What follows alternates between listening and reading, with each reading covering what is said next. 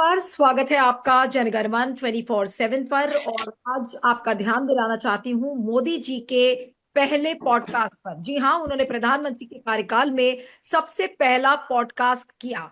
और वो पॉडकास्ट भी एक शेयर ब्रोकर और एक निवेशक निखिल कामत को उन्होंने दिया है। और उसमें जो मुख्य बातें उन्होंने कही, उन्होंने यूथ कॉन्फ्लिक्ट सबके बारे में बात किया, लेकिन सबसे बड़ी जो बात उन्होंने कही कि मैं मनुष्य हूं, मैं देवता नहीं हूं और मुझसे भी गलती हो जाती है। और ये जो लाइन है इस समय सारे सोशल मीडिया पर और सभी जो न्यूज वेबसाइट्स हैं वो इसको छाप रही हैं कि वो नॉन बायोलॉजिकल से अब बायोलॉजिकल कैसे बन गए, नॉन बायोलॉजिकल से अब अपने आप को वो मनुष्य क्यों कह रहे हैं, उसके पीछे का कारण क्या है, ये पॉडकास्ट के पीछे की असलियत क्या है। इस पॉडकास्ट के पीछे का खेल समझने की कोशिश करेंगे। हमारे साथ इस समय वरिष्ठ पत्रकार और पॉलिटिकल कमेंटेटर अनिल सिन्हा जी हैं। अनिल जी, आपका बहुत बहुत स्वागत है। और प्रधानमंत्री का ये कहना कि मैं मनुष्य हूं, मुझसे गलती हो जाती है, मैं देवता नहीं हूं, इसको आप कैसे देखते हैं सर? देखिए, ये एक तो पॉडकास्ट का जो जिस एजेंसी मतलब जिस माध्यम जो मतलब पॉडकास्ट करने वाला पॉडकास्टर के जरिए आया है, उससे आपको अंदाजा लगता है क्या कि ये पूरा क्या हो सकता है। क्योंकि वो जो कह रहे हैं उसमें तो अभी तक जो उनकी विश्वसनीयता है वो संदिग्ध रही है। जो कहते हैं ठीक उसके विपरीत करते हैं। मैं न खाने दूंगा, न खाऊंगा, न खाने दूंगा से स्टार्ट होता है, और 15 लाख वाला और ये सब बहुत सारा है।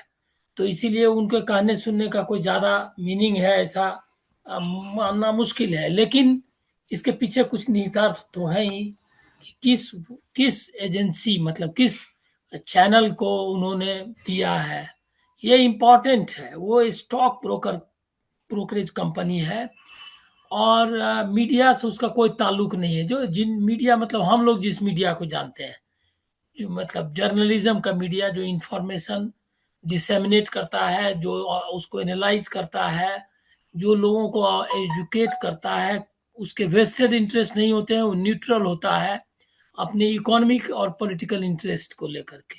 सोशल इंटरेस्ट उसके जरूर होते हैं, कि सोशल इंटरेस्ट होते हैं कि समाज में जो चीज़ें हैं गलत वो सही हों, और एक बेटर सोसाइटी, एक बेटर कंट्री के रूप में हम लोग उभरे। ये है मीडिया। और जो इसके इतर जो भी है वो है प्रोपेगेंडा या वेस्टेड इंटरेस्ट। तो ये प्रोपेगेंडा और मीडिया का जब आपको फर्क समझ में आ जाए है, तब आप समझ जाएंगी कि ये इस मीडियम को क्यों उन्होंने चुना। उन्होंने एक प्रोपेगेंडा मीडियम को चुना, वो भी प्रोपेगेंडा मार्केट के लिए करने वाला, जिसके की स्टेक है। और जो आप ही के साथ एक बातचीत में किसी ने बताया कि वो लोग जो पॉडकास्टर्स हैं उनके क्रेडेंशियल्स जो है डाउटफुल रहे हैं। उनको मतलब उनके खिलाफ भी कार्रवाई हुई है, ऐसा बता रहे थे वो, फाइन वगैरह क्या क्या। तो इसका मतलब ये है कि उनको ये मैसेज, अब ये मैसेज उन्होंने किसके लिए दिया है? एक तो दो लेवल का है। एक तो उन्होंने मार्केट को मैसेज दिया, मार्केट एजेंसी के जरिए उन्होंने उनके साथ क्या कन्वर्सेशन उनका है, इसको डिकोड करना फिलहाल मुश्किल है। लेकिन मैं मानता हूं कि जब वो विनम्रता दिखाएं, तो उनका जो ट्रैक रिकॉर्ड है वो है कि मोर एग्रेसिव मतलब पोजीशंस लेने, मोर एग्रेसिव एक्शंस लेने का उनका रिकॉर्ड रहा है। तो वो ये उसके विपरीत समझना चाहिए। इसका मतलब कि अपोजिशन और जो बाकी लोग हैं उसको उनके खिलाफ कुछ कार्रवाई ऐसी करेंगे जिसके लिए कवर अप पहले से ही उन्होंने कर रखा है। तो मेरा तो प्रधानमंत्री का ये कहना कि भाई देखिए, मैं मनुष्य हूं, मुझसे गलती हो सकती है, मैं देवता नहीं हूं, क्या ये पश्चाताप है उनका, या वो रिग्रेट कर रहे हैं, या उनको ये एहसास हो रहा है कि भाई अब वो धीरे धीरे कमजोर हो रहे हैं? हमेशा वो अपने आप को भगवान या भगवान का अवतार नहीं बता सकते, क्योंकि पॉलिटिकल रियलिटी जमीन की कुछ और है। नहीं नहीं, ये तो कंपल्सन। देखिए, दो चीजें हैं। एक तो कन्वर्सेशन किसके साथ कर रहे हैं। तो जो माध्यम चुना है उसका अर्थ ये है कि कन्वर्सेशन ये पब्लिक कन्वर्सेशन नहीं है, ये मन की बात से भी अलग है। It's not government agency. कोई मीडिया एजेंसी का इस्तेमाल नहीं किया उन्होंने। वो कर सकते थे, दूरदर्शन का इस्तेमाल कर सकते थे, पीआईबी में इंटरव्यू दे सकते थे, उसमें पॉडकास्ट हो सकता था। पॉडकास्ट करता है पीआईबी, पॉडकास्ट जारी करता है, तो इसीलिए ये पॉसिबल था। लेकिन उन्होंने एक मार्केटिंग एजेंसी, मतलब एक ब्रोकरेज एजेंसी को चुना है इसके लिए। इसका मतलब है कि कन्वर्सेशन कई लेयर्स पे है, कई मतलब लेयर्ड कन्वर्सेशन है। एक कन्वर्सेशन जो इमीडिएट हमको लग रहा है क्या कि ना भी हो, लेकिन उसका है कि आरएसएस के साथ उनका ये कन्वर्सेशन हो सकता है। उन्होंने कहा था कि अपने को ऐसा नहीं मानना चाहिए, वैसा नहीं मानना चाहिए। और ये क्या कहते हैं मोहन भागवत ने, तो एक बिलेटेड कह सकते हैं, आपकी देर से किया हुआ रिस्पांस भी हो सकता है। इधर उनके बीच और आरएसएस के बीच कुछ तफरका की बात भी सामने आई थी। तो हो सकता है कि समथिंग जो कन्वर्सेशन उनको एक विद इन द ग्रुप कर रहे हैं, वो कोई उन्होंने अपने कहे हुए को कंट्राडिक्ट कर दिया है, या वो उसको विड्रॉ कर रहे हैं, ऐसा मैं नहीं मानता। वो ऐसा विड्रॉ करने वाले नहीं है। हो सकता है 5 दिन 10 दिन के बाद इसका आपको कुछ कंट्राडिक्शन भी आ जाए कि उनका कहने का ये नहीं वो अर्थ था। लेकिन फिलहाल यही समझिए कि एक मार्केटिंग कन्वर्सेशन है, जिसका कि इम्प्लीकेशंस अडानी और मार्केट से है। अब मतलब जिसका रिलेशन पॉसिबल रिलेशनशिप है, और उसको हम कैसे डिकोड करेंगे, चूंकि एक ऐसे दौर में हम हैं जब इंफॉर्मेशन सेलेक्टिव है, रिलीज होता है। अब हम एक ऐसे दौर में हैं जब एक्सेस टू इंफॉर्मेशन जो है इंडिया में अभी बहुत कम है। आपको डेटा भी नहीं मिलता है, और शील्ड किया हुआ है पूरा जो इकोसिस्टम है। ऐसे में अगर यही मैं 10 साल पहले या 15 साल पहले होता, तो मैं कह सकता था कि कोई ना कोई इसको निकाल लेगा, और इसके लिए कोशिश भी करते हम लोग कि ये इंफॉर्मेशन कैसे निकल सकता है, और निकल भी सकता था। लेकिन ऐसे दौर में अब जैसे इसमें देखिए, इसमें इस पर जाना नहीं चाहिए कि उन्होंने क्या कहा, क्योंकि वो जो कहते हैं और करते हैं, या जो उनका ये है क्या कहते हैं स्टैंड है इशूज पे, उससे जाहिर होता है क्या कि उसके बीच बहुत बड़ा गैप है। लेकिन वो क्यों और कैसे कर रहे हैं, ये इंपॉर्टेंट है। एक तो है कि ये एजेंसी को किन हालत में किन लोगों ने ये कराया है, मतलब ये जो पॉडकास्ट के लिए जो अरेंजमेंट होता है, ये जो बातचीत है, वो कौन लोग किन लोगों की पहल पे हुई। अब पहले अगर होता तो हम लोग पता भी कर लेते हैं कि निखिल कामत को किसने हायर किया, कैसे बुलाया गया। अभी अब हम लोग जान नहीं सकते। अब बिल्कुल। इसमें माधुरी बुच का क्या रोल है, क्योंकि वो भी स्टॉक ब्रोकर है। अभी हम्म। तुरंत अमेरिका में मोदी सरकार कोशिश कर रही है कि अमेरिका में जो मुकदमा चल रहा है जस्टिस डिपार्टमेंट का, वो तो जो रिपब्लिकन कांग्रेस मेंबर है, उसने तो बकायदा जस्टिस डिपार्टमेंट को बाइडेन को ये किया है, मतलब उसको उसके खिलाफ स्टेटमेंट दिया है। और वो खुद शख्स जो है इनसाइड ट्रेडिंग के लिए इनफेमस है, मतलब कुख्यात है। तो आप समझ लीजिए क्या कि चीजें कहाँ हो रही है। एक तरफ आप ये मोदी कह रहे सरकार, हैं आप ये कह रहे हैं कि क्योंकि ये एक शेयर ब्रोकर प्लेटफॉर्म के लिए मोदी जी ने किया है ये पॉडकास्ट, तो इसमें क्या वो कॉरपोरेट जगत को संदेश दे रहे हैं, या फिर अदानी को संदेश दे रहे हैं, या फिर अदानी और माधवी बुच का इसमें क्या एंगल क्या हो सकता है, मैं ये समझने की कोशिश कर रही हूँ। नहीं नहीं, देखिए इसमें ऐसा है कि अडानी को देने की कोई जरूरत नहीं है। अडानी और वो दोनों अलग अलग हैं, ये मानना मुश्किल है। लेकिन वो अडानी के लिए ये संदेश दे रहे हैं कॉरपोरेट जगत को, ऐसा मुझको लग रहा है कि अभी भी हम हैं, और गलतियां वगैरह हो जाती हैं टाइप का है। वैसे ही जो कहा था ने एक बार कि उन्होंने ऐसी घटनाएं हो जाती हैं कि कोई मतलब अनजाने ही कोई इनोसेंट जो है ये एनिमल जो है वो कुचल जाता है। वो एक बार उनका फेमस कोट है ना कि कोई ये भी हो जाता है तो उसमें क्या किया जाए। तो ये उस टाइप का मतलब, अब इसका आप देखिए अभी इसको डिकोड करना थोड़ा डिफिकल्ट है। 1-2 दिन आपको वेट करना पड़ेगा। लेकिन जो एजेंसी चुना है उन्होंने, वो जरूर निश्चित तौर पर ये कन्वर्सेशन जो है, ये 2 लेवल का कन्वर्सेशन है। एक लेवल है कि जो दिख रहा है वो कन्वर्सेशन है कि लोग जाने। दूसरा है लेकिन जो इसका असली है, जो जो जो मैसेज है, वो है मार्केट के लिए है, अडानी के की तरफ से है, और आरएसएस के लिए है। ये इसमें 3 हमको पॉसिबिलिटीज दिखते हैं जो सिलेक्शन है एजेंसी का, आप किस एजेंसी को चुनते हैं अपनी बात कहने के लिए, दैट इज वेरी इंपॉर्टेंट। अगर वो यही अगर किसी चैनल वाले को बुला करके देते, तब आपको लगता है कि ये एकदम पब्लिक के लिए ये क्या कहते हैं पॉडकास्ट है, जिसमें कि वो जनता को संदेश देना चाहते हैं।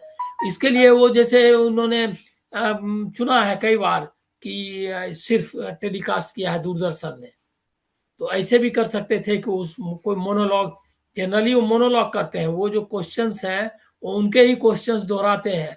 ये सब तो वैसे भी वो शख्स जर्नलिस्ट है नहीं, इसीलिए उसको कोई, अब मान लिया अक्षय कुमार ने कोई गलती भी की जर्नलिस्ट के तौर पे इंटरव्यू में, तो उसको कौन रिस्पॉन्सिबल ठहराएगा। लेकिन अगर हम आप और करेंगे, बिल्कुल हमारी बिरादरी के लोग भी हमसे पूछेंगे कि आपने ये सवाल क्यों किया। अब सही बात। अक्षय कुमार को कौन पूछने वाला है कि आम जो है चूस कर खाते हुए या काट कर खाते हुए क्यों पूछा, क्योंकि वो है ही नहीं जर्नलिस्ट, उसको कोई रिस्पॉन्सिबिलिटी नहीं है। तो इस बार भी उन्होंने एक ऐसे आदमी को दिया है जिसकी कोई जर्नलिस्टिक रिस्पॉन्सिबिलिटी नहीं है, जिसकी बिल्कुल जर्नलिस्टिक क्रेडेंशियल उसका कुछ भी नहीं है, and he is not even remotely related to journalism. लेकिन अनिल जी एक चीज और भी है कि पॉडकास्ट का मीडियम उन्होंने चुना, और अभी आप देखिए कि जितने भी प्लेटफॉर्म्स पर अब मोदी जी की स्पीचेस को उतनी ज्यादा संख्या में लोग नहीं देख रहे हैं जो कि पहले देखा करते थे। तो कहीं ऐसा तो नहीं कि वो अपने आप को रीब्रांड करने की सोच रहे हो कि भाई आप अपनी थोड़ा सा ब्रांडिंग बदलो, और जो नौजवान हैं उनके बीच में अपनी एक्सेप्टेबिलिटी बढ़ाओ, पॉडकास्ट करो। तो क्या वो अपने आप को और मतलब यंगर जनरेशन से जोड़ने की कोशिश कर रहे हैं थ्रू पॉडकास्ट?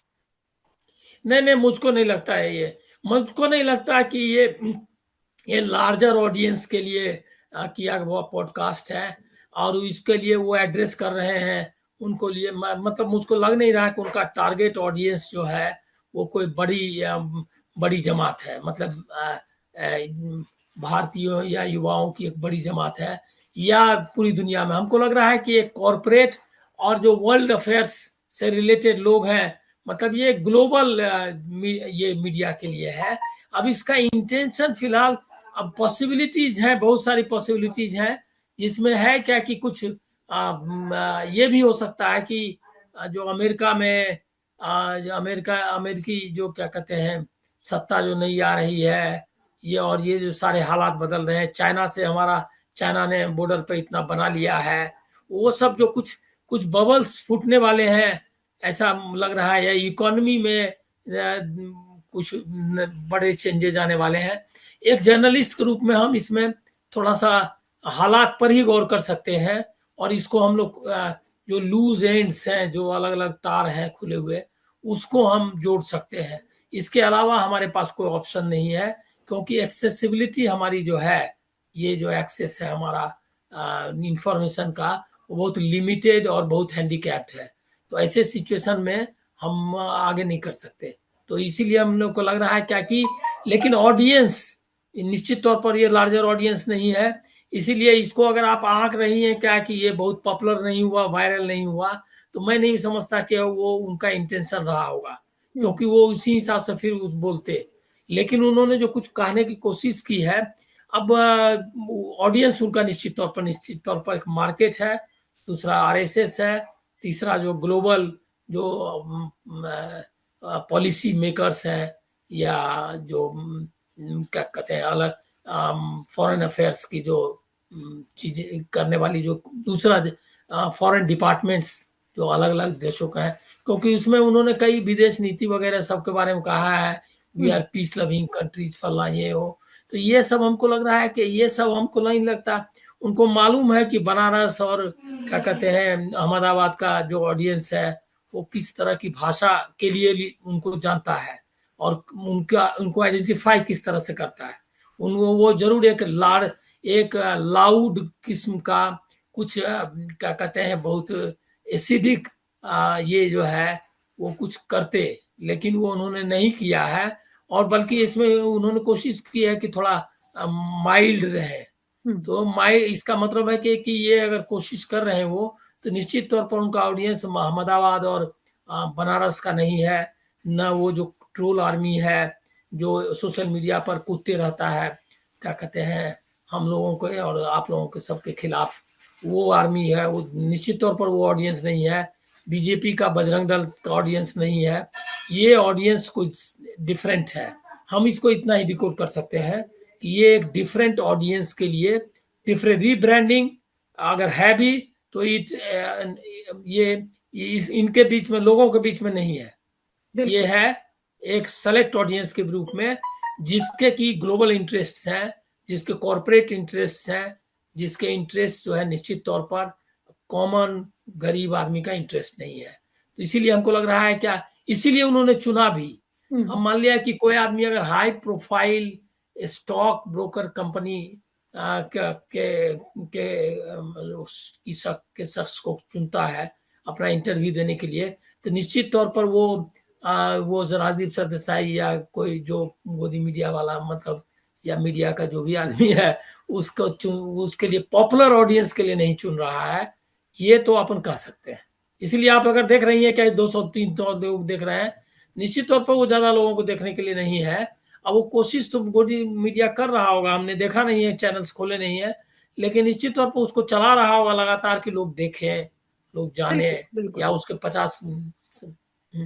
एक आखिरी सवाल बस करूंगी अनिल जी कि दिल्ली का चुनाव भी चल रहा है और दिल्ली का चुनाव में इस समय पूरी लाइमलाइट अरविंद केजरीवाल के ऊपर है, और जो कांग्रेस के नेता हैं वो हैं, और बीजेपी के जो स्टेट के लीडर्स हैं वो लोग थोड़ा सा एक्टिव हैं। तो क्या दिल्ली चुनाव से लाइमलाइट बटोरने की कोशिश कर रहे हैं मोदी जी इस पॉडकास्ट के जरिए? क्या ये भी एक कारण आपको लगता है? नहीं, मुझको नहीं लगता, क्योंकि मैंने देखा आज सुबह में क्या दुनिया देश भर के सारे अखबारों में फ्रंट पेज पर उनका ऐड है। वो जो उड़ीसा में या कहाँ पर कुछ कर रहे हैं उद्घाटन वगैरह, तो वो दिल्ली में मॉडल कोड ऑफ कंडक्ट लगा हुआ है। तो अब वो दूसरे अर्बन, मतलब दूसरे रीजनल सेंटर्स से, जैसे उन्होंने झारखंड के चुनाव में बिरसा मुंडा के लिए सराय खाले का चौक का नाम बदल दिया था और सब दिल्ली में ऑनलाइन किया। इट वो ये असल में उनका ऑडियंस था झारखंड, लेकिन उन्होंने उसको ब्रॉडकास्ट किया या उसको संबोधित किया दिल्ली से।